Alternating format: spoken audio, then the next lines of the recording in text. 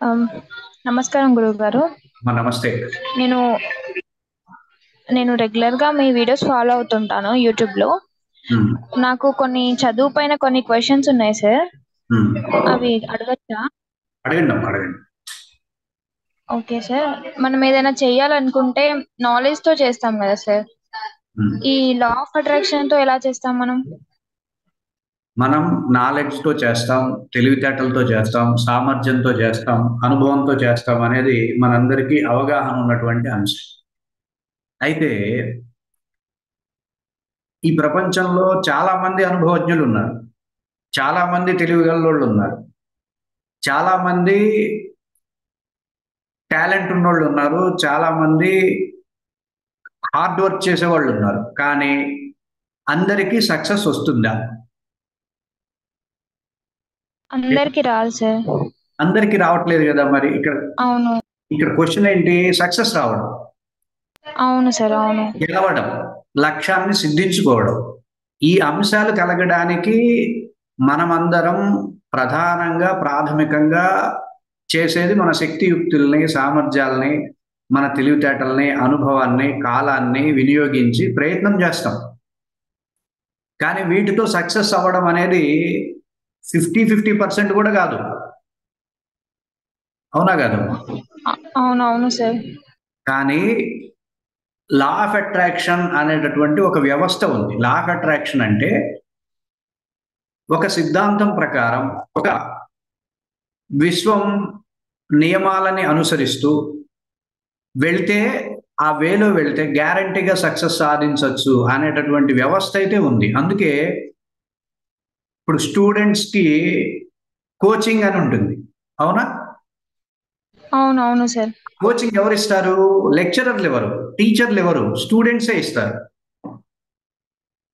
వాళ్ళు చదువుకుంటున్నప్పుడు వాళ్ళు ఫేస్ చేసినటువంటి అంశాలని, వాళ్ళు అధిగమించినటువంటి అంశాలని వాళ్ళ స్టూడెంట్స్కి, వాళ్ళ తర్వాత ఉండేటటువంటి జూనియర్స్కి కోచింగ్ రూపంలో ఇస్తూ ఉంటారు. ఇదందరికీ మనకు తెలిసిన విషయం. అంటే ఇక్కడ తెలివితేటలతోనో, అనుభవంతోనో, సామర్థ్యంతోనో, జ్ఞానంతోనో, నాలెడ్జ్తోనో సాధించడం అనేది మనం మన లోపల ఉండేటటువంటి అంశాలను ప్రయోగించి చేసే ప్రక్రియ. కానీ సక్సెస్ అవ్వడం అనే దగ్గరకు వస్తే ఇవేవి అవసరం లేదు. అర్థమవుతుందమ్మా? అర్థమవుతుంది సార్. సక్సెస్కి ఇదేమి అక్కర్లేదు. సార్. సక్సెస్ అవ్వడానికి, లక్ష్యాన్ని సిద్ధించుకోవడానికి ఇవేమి అక్కర్లేదన్నది నేనెందుకు చెప్తున్నాను? ఇవేమి లేని వాళ్ళు కూడా సక్సెస్ పొందుతున్నారు కదా. అవును సార్, అవును.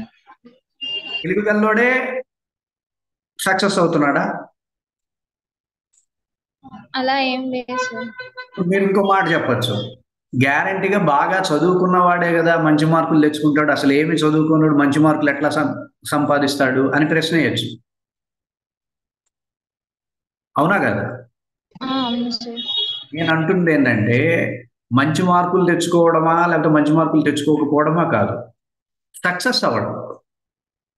లైఫ్లో తను అనుకున్నది అనుకున్నట్టుగా సాధించుకోవడం, తను అనుకున్న రంగంలో అవకాశాలు తెచ్చుకొని పూర్తి స్థాయి సమృద్ధిగా ఉండడం, ఇది కదా గోల్ అంటే. అవును సార్, అవును. సో ఆ విషయంలో లా ఆఫ్ అట్రాక్షన్ అనేది పూర్తి స్థాయిలో వర్కౌట్ అవుతుంది. ఎందుకు అంటే నువ్వు చెప్పినటువంటి నాలెడ్జ్ కావచ్చు, అనుభవం కావచ్చు, టాలెంట్ కావచ్చు, సామర్థ్యాలు కావచ్చు, ఇవేమీ కూడా సక్సెస్ పొందడానికి కొలమానం కాదు అని ప్రతి ఒక్కరికి తెలుసు. ప్రమాదో ధీమతామపి అని చెప్పి అత్యంత తెలివిగల్లోళ్ళు కూడా చాలా మిస్టేక్స్ చేస్తారు లైఫ్లో. అది హిస్టరీయే మనకి సాక్ష్యం. సో లా ఆఫ్ అట్రాక్షన్ అనేది మనం అనుకుంటున్నట్టుగా టాలెంట్, నాలెడ్జ్ ఇవి కాదు. లా ఆఫ్ అట్రాక్షన్ అనేది విశ్వ చట్టం అనే ఒకటి ఉంటుంది, యూనివర్సల్ లాస్ అని ఉంటాయి. దాన్ని అనుసరించి మనం కనుక ముందుకెళ్తే, అప్రోచ్ అయితే మనం గ్యారంటీగా సక్సెస్ని, హెల్త్ని, ఐశ్వర్యాన్ని ఆకర్షించవచ్చు అనేదే సిద్ధాంతం. ఏమ్మా? అవునా సార్. Okay sir. ఇంకొక డౌట్ ఉంది. ఇప్పుడు నార్మల్ గా చదువుకుంటారు కదా స్టూడెంట్స్, వాళ్ళకి కూడా ఇప్పుడు లా ఆఫ్ అట్రాక్షన్ చట్టంతో పనిచేస్తుందా? లా ఆఫ్ అట్రాక్షన్ సంబంధించినటువంటి అంశాలు చదువుకునే విద్యార్థులకి చాలా ఉపయోగపడతాయి. ఎలా ఉపయోగపడతాయంటే, ఒక విద్యార్థికి కావాల్సింది ఆత్మవిశ్వాసం, కాన్ఫిడెన్స్. నేను చెయ్యగలను, నేను గ్యారంటీగా నేను అనుకున్నది సాధించగలను అన్నటువంటి ఆత్మవిశ్వాసాన్ని 100% లా ఆఫ్ అట్రాక్షన్ ముందే ఇస్తుంది. ఈ లా ఆఫ్ అట్రాక్షన్‌లో రెండో అంశం ఏంటి అంటే, మనం చదువుకుంటున్నప్పుడు మన లోపల ఉండేటటువంటి ఎనర్జీస్ మనకు వ్యతిరేకంగా పనిచేస్తాయి. సహజంగా అది. ఎందుకు అంటే, ఒక సినిమా చూడడమో, లేదా ఒక ఆట ఆడడమో ఇలాంటి అంశాలలో మైండ్ చాలా యాక్టివ్‌గా ఉంటుంది. కానీ చదువుకోవడం అనేది బ్రెయిన్‌కి సంబంధించినటువంటి అంశం గాబట్టి మైండ్ అక్కడ యాక్టివ్‌గా ఉండదు. మైండ్ ఎంతసేపు తనకు అనుకూలంగా, తనకు నచ్చినటువంటి అంశాల వైపుకి తనని లాగే ప్రయత్నం చేస్తూ ఉంటుంది.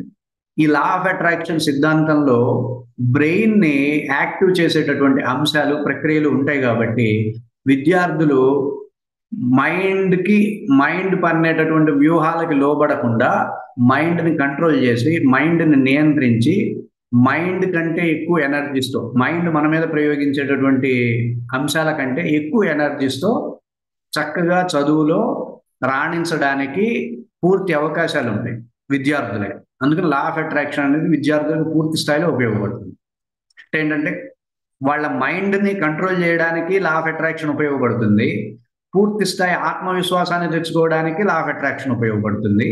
అలాగే మూడో లాభం ఏంటి అంటే, వాళ్ళు ప్రతి సబ్జెక్ట్‌ని శ్రద్ధతో చదువుకోవడానికి, శ్రద్ధతో అధ్యయనం చేయడానికి ఈ లా ఆఫ్ అట్రాక్షన్ అనేది 3 విధాలుగా వాళ్ళకు ఉపయోగపడుతుంది కాబట్టే, చదువులో వాళ్ళు అనుకున్నటువంటి ర్యాంక్‌ని, చదువులో వాళ్ళు అనుకున్నటువంటి స్థాయిని వాళ్ళు పొందడానికి ఈ లా ఆఫ్ అట్రాక్షన్ 100% ఉపయోగపడుతుంది. అర్థమైందా? అర్థమైంది సార్. ఇప్పుడు చదువుకోవడానికి ఉపయోగపడుతుంది ఓకే సార్. మరి మనం అనుకున్న ర్యాంక్ ని సాధించడానికి ఎలా ఉపయోగించాలి సార్? మనం అనుకునే ర్యాంక్ అనేది target based law of attraction. రెండవది object based law of attraction అని 2 ఉంటాయి లా ఆఫ్ అట్రాక్షన్‌లో. అర్థమవుతుందమ్మా? అర్థమవుతుంది ఒక సార్. టార్గెట్‌కి తగ్గట్టుగా లా ఆఫ్ అట్రాక్షన్ చేయడం ఒకటుంటుంది. ఒక ఆబ్జెక్ట్‌కి తగ్గట్టుగా లా ఆఫ్ అట్రాక్షన్ చేయడం ఉంటుంది. అంటే మనం సక్సెస్ అవ్వడం ఇవన్నీ గూడా object based law of attraction. ర్యాంకులు సంధించడం, ర్యాంక్ సంపాదించడం, లేదా ఒక ఉద్యోగి ఇంత సాలరీని సంపాదించడం, లేదా ఒక బిజినెస్ పర్సన్ ఇంత టర్నోవర్ సంపాదించడం, ఇవన్నీ target based law of attraction అన్నమాట. ఒక టార్గెట్‌ని పెట్టుకొని, ఆ టార్గెట్ ఏ స్థాయిలో ఉంది అనేది అంచనా వేసి, ఆ స్థాయిలో ఎనర్జీస్‌ని గనక మనం లా ఆఫ్ అట్రాక్షన్ పద్ధతిలో గనక ప్రయోగించినప్పుడు ఆటోమేటిక్‌గా ఆ టార్గెట్‌ని మనం రీచ్ అవ్వగలుగుతాం. అర్థమైందా? అర్థం అవ్వడానికి నేను ఒక చిన్న అవుతుంది ఎగ్జాంపుల్ చెప్పనా? చెప్పండి సార్. ఇప్పుడు మీరందరూ స్టూడెంట్సే గదా! మీరు చదువుకుంటున్న పిల్లలే గదా! మీరు అవును గమనిస్తే సార్. మీలో ఒకడుంటాడు లీడరు. ఉంటారు. ఆ లీడరు ఉండే object based law of attraction జేయడు. Target based law of attraction జేస్తాడు. మీలో గూడా స్టూడెంట్స్‌లో గూడా ఒక వర్గం వాళ్ళు target based law of attraction అంటే టార్గెట్ బేస్డ్‌గా చదువుకునే వాళ్ళు కొంతమందుంటారు. ఆబ్జెక్ట్ బేస్డ్‌గా చదువుకునే వాళ్ళు కొంతమందుంటారు. అవునా కాదా? అవును సార్. ఆబ్జెక్ట్ బేస్డ్‌గా చదువుకునే వాళ్ళు ఎలా ఉంటారు చెప్పండి? ఇప్పటి వరకే చదివి వదిలేయడం అట్లా ఉంటుంది. ఆబ్జెక్ట్ బేస్డ్ చదువుకునే వాళ్ళకి ఫ్రెండ్స్ ఉంటారు. ఓకే. టార్గెట్ చాలా బేస్డ్‌గా ఉండే వాళ్ళకి ఫ్రెండ్స్ ఉండరు. అవునా sir? That's why he is leader. ఆహా!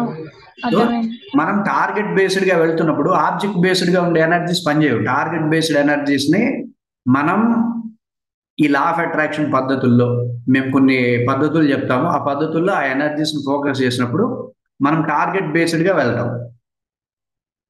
అప్పుడు అనుకున్న ర్యాంక్‌ని ఈజీగా సాధించొచ్చు. అనుకున్న ర్యాంక్‌నే కాదు, బిజినెస్ పీపుల్ అనుకున్న టర్నోవర్‌ని, జాబ్‌లో అనుకున్నటువంటి సాలరీని, ఏదైనా ఒక పని చేస్తే దానికి కావాల్సినంత రిజల్ట్‌ని మనం ఈ లా ఆఫ్ అట్రాక్షన్‌తో సాధించుకోవచ్చు. అర్థమైందా? అవునా అర్థమైంది సార్. ఇప్పుడు ఈ లా ఆఫ్ అట్రాక్షన్ అనేది దేనికైనా యూజ్ చేయొచ్చా మనం? మూడు అంశాలు అని చెప్తున్నారు. అదేంటంటే ఒకటి శ్రేయస్సు, మనం సేఫ్టీగా ఉండడం కోసం లా ఆఫ్ అట్రాక్షన్ ఉపయోగించవచ్చు. రెండవది విజయం, సక్సెస్ కోసం లా ఆఫ్ అట్రాక్షన్ ఉపయోగించవచ్చు. మూడవది ఐశ్వర్యం, సంపదలు, పదవులు, ఇట్లాంటి అంశాల కోసం లా ఆఫ్ అట్రాక్షన్ ఉపయోగించవచ్చు. ఈ మూడు అంశాల కోసం లా ఆఫ్ అట్రాక్షన్ ఉపయోగిస్తారు. అర్థమైందమ్మా? అర్థమైంది సార్. ఇప్పుడు మరి చదువుకునేటప్పుడు ఈ లా ఆఫ్ అట్రాక్షన్ ఇది యూజ్ చేయడం, అటు చదవడం, ఈ రెండిటి వల్ల ఏమైనా తెలివి కూడా పోయే అవకాశం ఏమైనా ఉంటుందా? అంటే మర్చిపోయేలా? నువ్వు మంచి ప్రశ్న వేసావు. చాలా మందికి వచ్చే సందేహం అది. అంటే ఇప్పుడు అంతకు ముందు దాకా కాన్ఫిడెన్స్ గా చదువుకుంటున్న విద్యార్థి ఒక్కసారి లా ఆఫ్ అట్రాక్షన్ ద్వారా ర్యాంకులు సాధించుకోవడం, చదవడం అనేటటువంటి మార్గంలో వెళితే అతను ఉన్న తెలివి కూడా పోతుంది అనేది నీ డౌట్, అంతేనా? అవును సార్, అదే సార్. అలా ఏమి ఉండదు. తన ఉండేటటువంటి నాలెడ్జ్కి, తను పనిచేసేటటువంటి పనికి విశ్వం అనేది తనకు ఉపయోగపడుతుంది. యూనివర్సల్ ఎనర్జీస్ కూడా సపోర్టింగ్ గా వస్తాయి. అర్థమవుతుందమ్మా? అవుతుంది సార్. డెవలప్ అవ్వడం, నేను సైకలాజికల్గా ఎదగడం, నా ఇంటలెక్చువల్ కాన్షియస్ డెవలప్ అవ్వడంతో పాటు యూనివర్సల్ ఎనర్జీస్ కూడా సపోర్ట్ గా వచ్చి 100% మనం అనుకున్నది జరిగేలాగా చేస్తుందే తప్ప మనం ఎక్కడ మన ఎనర్జీస్ ఎక్కడ బలహీనపడడమో, లేకపోతే మనం మారిపోవడమో, లేకపోతే మన ఎనర్జీస్ అవ్వడమో ఇవి జరగదు. అర్థమవుతుందమ్మా? దైవ బలం అంటాం. దైవ బలం అంటే మనకు సపోర్ట్ ఉంటుంది. అవునా? ఓకే. ఇప్పుడు మనం పరిగెడుతున్నాం, మనకి వెనక నుండి గాలి కూడా ఫోర్స్ గా వచ్చింది అనుకోండి, అప్పుడు ఎలా ఉంటుంది? ఇంకా స్పీడ్ వెళ్తారు. అలా మనకి సపోర్టెడ్ వేలో ఈ ఎనర్జీస్ ఉపయోగపడతాయి తప్ప వ్యక్తిగతంగా మనకి ఏ విధంగానూ మన తెలివితేటలు పోవడం కానీ, మనం ఇట్లాంటివి ఏమీ జరగవు. మనం ఇంకా ఎనర్జెటిక్ గా తయారవుతాం. హయ్యర్ కాన్ఫిడెన్స్ తో, మంచి ఆత్మవిశ్వాసంతో ముందుకెళ్తాం, ధైర్యంగా వెళ్తాం. సార్, అంటే ఇప్పుడు లా ఆఫ్ అట్రాక్షన్ పైన ఇప్పుడు స్టూడెంట్స్ కి ఆన్లైన్ లో శిక్షణ మీరు అందిస్తున్నారా? ప్రెసెంట్ ఏమైనా ఇస్తున్నాం. ఆన్లైన్ లో ముందు 6 ప్రోగ్రామ్ ఉంటుంది, లైవ్ సెషన్ ఉంటుంది. ఆ 6 days లో వాళ్ళకి ఎనర్జీస్ ని అర్థం చేసుకోవడం, ఎనర్జీస్ గురించి వాళ్ళకి అర్థమయ్యేలా చెప్పడం, వాటికి సంబంధించినటువంటి సాధనలు చెప్పిన తర్వాత వాళ్ళకు కొన్ని క్రియాయోగ కాన్సెప్ట్స్ కి guidance sessions, law of attraction కి సంబంధించి గైడెన్స్ సెషన్స్ అందిస్తున్నాం. మొత్తం ఈ షట్చక్ర ఆకర్షణ క్రియ అనేటటువంటి ప్రోగ్రామ్ లో స్టూడెంట్స్ కి ఒక ప్రత్యేకమైనటువంటి బ్యాచ్ ని రూపొందించి వాళ్ళకి శిక్షణ అందిస్తుండడం అనేది జరుగుతుంది. అర్థమైంది సార్. లాస్ట్ లో కొంచెం బ్రేక్ అయింది వాయిస్. వాళ్ళకి ప్రత్యేక బ్యాచెస్ ఉన్నాయి స్టూడెంట్స్ కి. Hello sir. అప్పుడు కనుక మనం లా ఆఫ్ అట్రాక్షన్ చేసినట్లయితే ఈజీగా మన గోల్ ని రీచ్ అవ్వచ్చు. అర్థమైంది? అర్థమైంది సార్.